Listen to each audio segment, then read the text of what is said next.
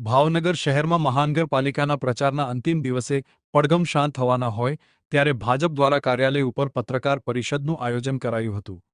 કાર્યાલય ઉપર યોજાયેલા પત્રકાર પરિષદમાં કૃષિ મંત્રી જીતુભાઈ વાઘાણી, અમોભાઈ શાહ, કુમાર શાહ સહિતના ઉપસ્થિત રહ્યા હતા। શહેર પ્રમુખ અને પૂર્વ પ્રમુખ સહિત બંને મંત્રીઓ દ્વારા લોકોને વધુ મતદાન કરવા માટે અપીલ કરાઈ હતી તેમજ કોંગ્રેસ ઉપર શાબ્દિક આકરા પ્રહારો કર્યા હતા।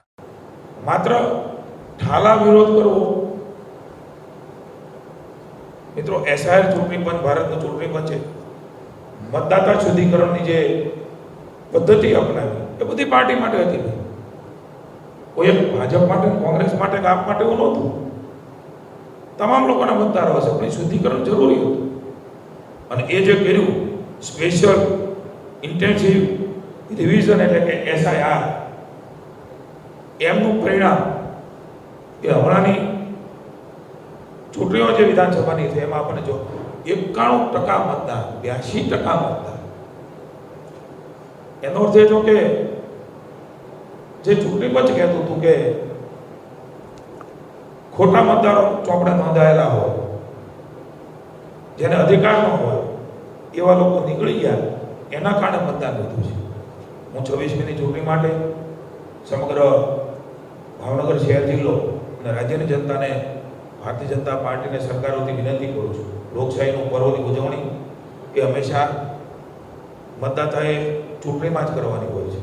આ પવિત્ર મતનો આપ યોગ્ય ઉપયોગ કરીને ભારતીય જનતા પાર્ટીની તરફેણમાં અમારા કમળ ઊભું છે, કોઈ વ્યક્તિ નથી ઊભું।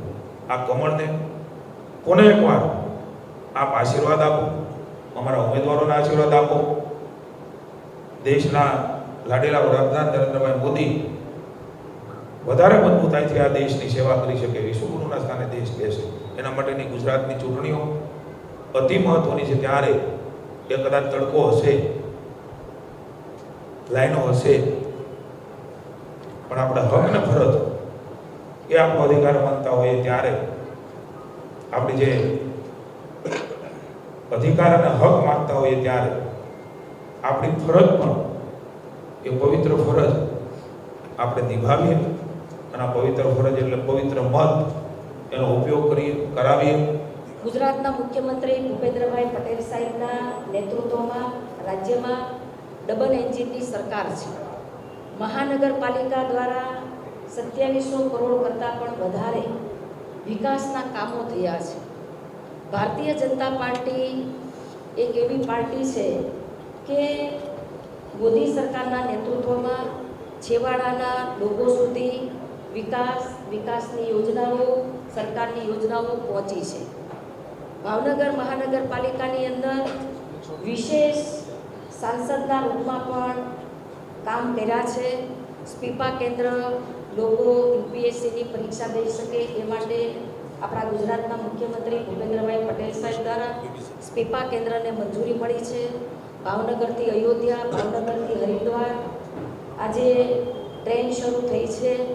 કાકાએ કીધું એ પ્રમાણે એટીએમ 24 કલાક અનાજ રેશન મળે એ પ્રકારે ભાવનગરમાં 24 કલાક ગ્રેન એટીએમ આપણે અહીંયા ગરીબો માટે મૂક્યું છે। આમ અનેક કામોને લઈને ભારતીય જનતા પાર્ટી આજે અમારા તમામ ઉમેદવારોને ચૂંટણીના ગણતરીના કલાકો બાકી છે। સાંજે 5 વાગ્યાથી પડઘમ ચૂંટણીના શાંત થવા,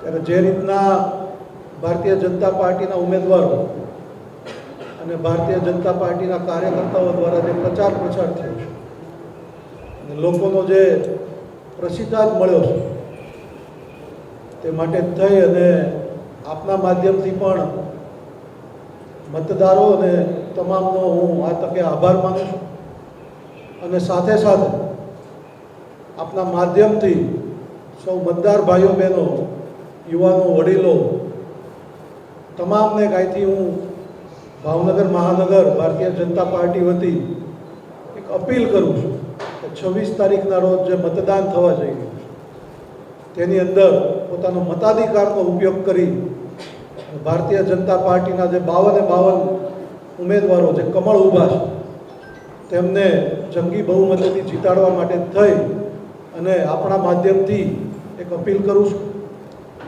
જે રીતના વિકાસ કાર્યોની વાત હોય, ભાવનગર મહાનગરપાલિકામાં ગત 5 વર્ષ દરમિયાન જે 2700 કરોડ કરતાં પણ વધારેના કામ થયા છે,